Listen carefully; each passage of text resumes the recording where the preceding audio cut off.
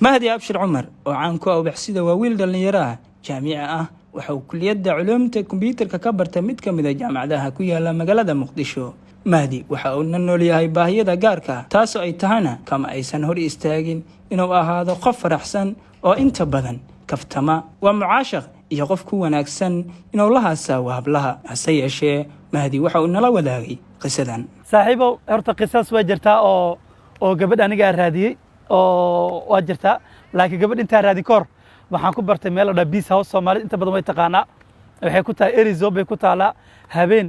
habeenada kamid ah ayaa gabadhii anigoo aroos ku dhex jiro aroos dadka lagu casuumo kamid ah ayaa waxaan ku dhex arkay gabadh aad u qurux badan marka waxaan isweydiiyay gabadhan oo sidan u qurux badan niyahow haddaad bara lahayd iyo qaabka ku bara lahayd niyo raadi waa fikri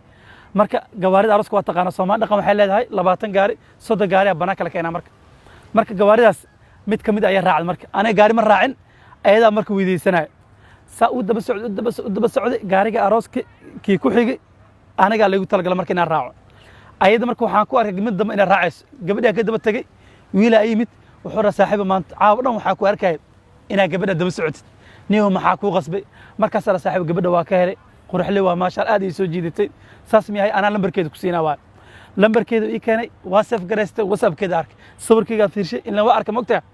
sawirkeeda arkay waa aqoonsan marka waa iimaanku waa idagay habeenka guriga tagay subaxdii soo kacay qadka fiirshay waa arkay waa salaamay marka salaam ila markiis ayada ma bi xumeeninba way la sheekaysatay way la qoosashay macnaha si walba macnaha way soo dhaweysay marka aniga gabadhii marka si fiican ula hadlay waxaan dhaw walaal sawirada ay soo dir way soo dirtay waa aqoonsaday ayada naftigeeda ahayd ana marka wixii sawirada ay soo dir waa u diray laakiin ayada ima aqoonsan laakiin waa laga yaabaa kordheer inaga aragtay laakiin ma aqoonsan markaas markasta waxaan ku dhaabaayo anigu waa ka hel waa ku jeclaaday waxaan rabaa saaxiibay waxaan rabaa inaan kula kulmo aan ku imaado xitaa anigoo sidaan ah oo sidii aniga hadda sidii aniga aan sidaada ku imaanaha dhahay marka gabadhi marka kama warqabto aan sidaan ahay laakiin aniga waxa ii sawiran lacala haday ku aragto inay ku aqoonsatay taa ninkaaniyo yarka habeenkii waaya waa aroos soo aragtay camal markii gabadhii dhowr jeer ka codsaday in arko way iga diiday habeenka mid waxa dhaw walaale inta deganta horta waxay igu tiri aboo aniga degmada warta nabada deganahay inta ka degantaana marka waxay igu tiri caalkimiina ka deganahay caalkimi waa qaana way dhowday dhinacay ka degantaa waxay igu tiri masaaka Sheekh Cabdi jidcada waxaa jiro oo dheer marka waxay jidcadahaasi soo u socdo meel waxaa jiro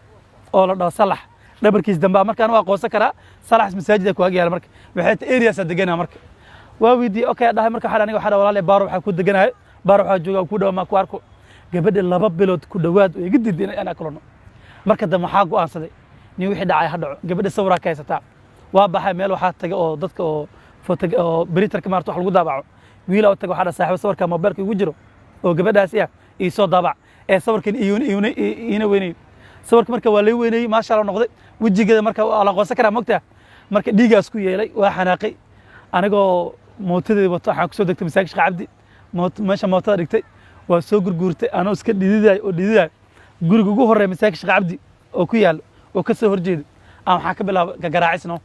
waa gagaraac waa laga furiyaa aniga waa niyo saaxiib ma xarta waa sawirka la soo baxay gabadhan guriga ma degan tahay markaas la saaxiibay waa qardada iska laab adiga saa guriga labaad kii saddexaad kii afraad adiga 400 guri camal waa maray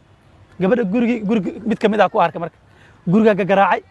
wiila marka wuxuu yiri waxaan ku dhaay wiila gafar marka xadabtiyo gabadhan guriga ma degan tahay hay tan waaba ka soo walaashay waabe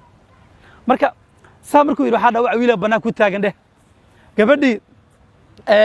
way soo baxday waxay tiri qof ma banaan ka taagan ha waxay igu tiri abo qof banaan ka taagan ha qofka ma wataa sawirkaada gacan ku wataa waa tartiib way soo socotay jaqafta ma dareemin ana marka albaabka ma hortaagnaa kari mogtaa dhinaca ka fadhiistano tartiib albaabkay soo furtay qoortay soo dhibit way aragtay sawirkayga already haysaa mogtaa way dareentay way fiirisay waxay tiri yarka isoo fiirto wuxuu yahay wiilka banaanka soo istaagay waa fiirshay waa u laabtay marka u laabtay haddana cabaare joogtay way soo laabatay tartiib waa fiirisay kor hoosa laga fiiriyay marka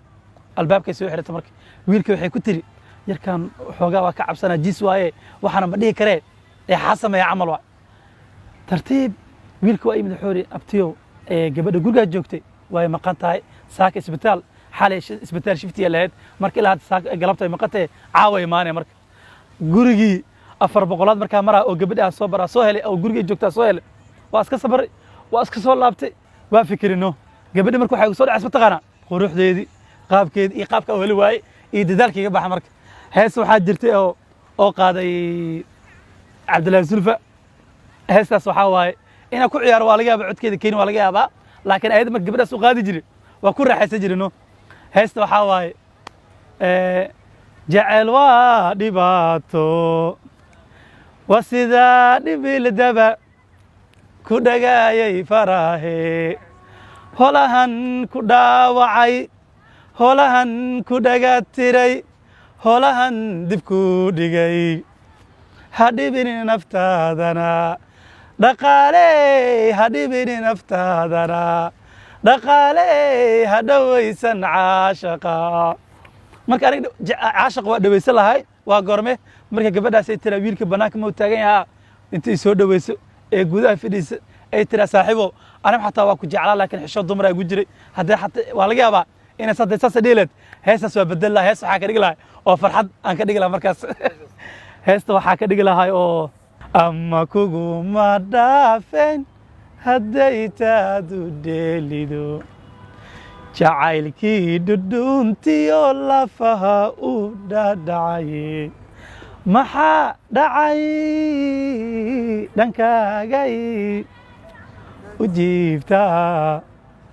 dhaliishii ma dhiirado niman garab wax lagula dhisayne qof waliba wixii dhibay dhafoorkiis ku taala ana dhaawacaygii jecel libintaas dhan la dhadheeliyay way qaabil weeday marka daasi hadda heesaas u qaaday markii qisas ay ugu dhacday laakiin waxaa waaye ana hadda qisas ugu dhacday oo waxaa laga yaabaa dad aan lamid ah inay ku dhaceen laakiin insha Allah tacaala waxaan heli doonaa qof oo rafaadkii aan soo maray iyo jaceelkii aan soo maray insha Allah tacaala iga dhawdo dhammaan waa heli doonaa insha Allah tacaala faataxada la soo maro